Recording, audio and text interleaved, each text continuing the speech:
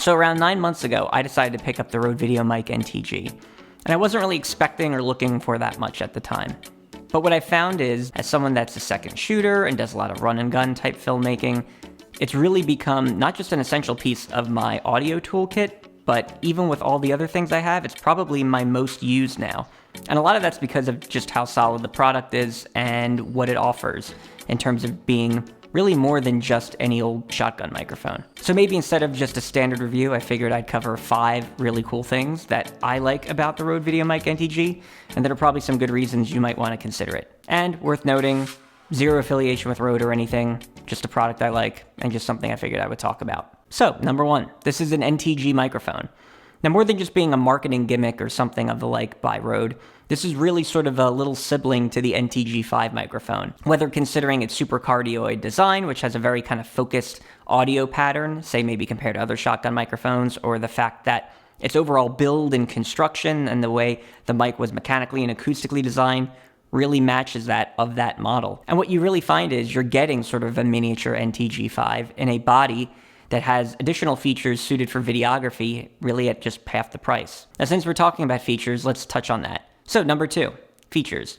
There's so many different things to cover with this mic in terms of what it can do, and that's part of what makes it such a comprehensive mic beyond just a standard shotgun mic.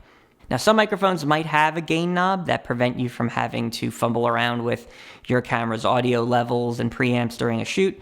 That's certainly a helpful thing. You might have some microphones that also have maybe some version of a high-pass filter to get rid of frequencies from like an air conditioning system. You might have some microphones that have a dB cut. You might have some mixture of these things. In this case, this mic really has all of them. Now, if we're talking about some other interesting features as well, there's the fact that this microphone also has the ability to detect power when plugged into your camera, so it will auto power on and off, meaning you're not going to really waste battery life with this thing to the extent you might with other mics. And that's yet another helpful thing to keep in mind. And while we're talking about battery, let's, I guess, touch on that point as well. Number 3, the battery life of this microphone.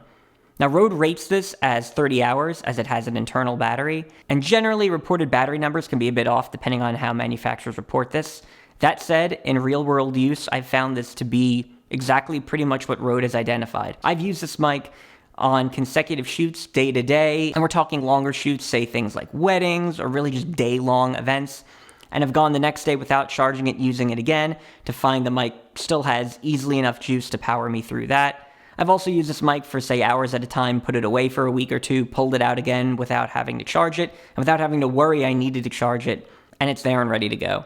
So really the battery life on this microphone is something that I think is a huge asset. And though some people might knock the fact that it has an internal battery in terms of its overall lifespan, I would probably prefer it for something like this compared to having to constantly swap out either rechargeable or just plain old store-bought batteries. Now, when we're talking about batteries and how we're charging it, this microphone also charges via USB-C. And when we're talking about USB-C, maybe that is going to be the 4th point we're talking about. Sort of the USB plug-and-play capabilities of this mic.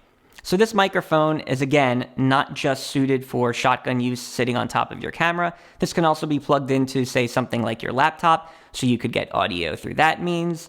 You can also plug this into your smartphone, as it has a TRS and TRRS connector, so you can really use this mic to capture audio in a variety of scenarios, and without having to need any separate drivers or to use an analog connection, this mic offers a digital connection straight from it, while also being the same solution you'll use to charge the device. Now, if we're talking about the 5th and final point, this sort of touches back on maybe this overarching theme, just the versatility of this mic.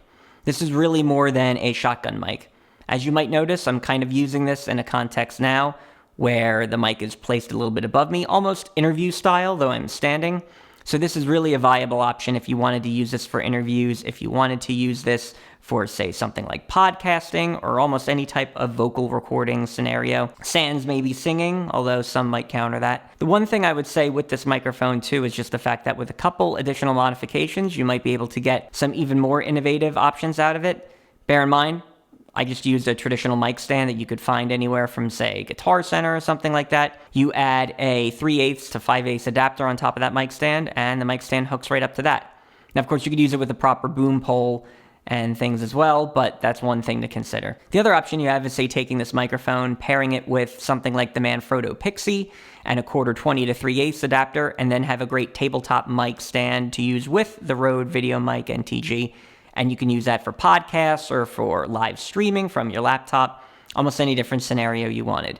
So again, the fact that this mic is really more than just a shotgun mic, has an audio pattern that's designed for it, and has a bunch of features that are made to accommodate that. For a mic that costs around $250, it seemed a bit much for a shotgun mic, but the reality was I was getting more than a shotgun mic, and I've now been able to use it for a bunch of these different purposes since I've had it. And that probably brings me to my final point, which is the fact that because this mic has been so solid of an investment, I'm probably going to pick up a second one just so I can keep one here on a lot of cases and have one that I can always take with me, or use both if I need to on a shoot. And that kind of proves a point I think I've said on this channel before, which is if I own 2 or more of something, that's a pretty good sign of confidence that the product went above and beyond what I expected. So that's my little rundown on the Rode VideoMic NTG.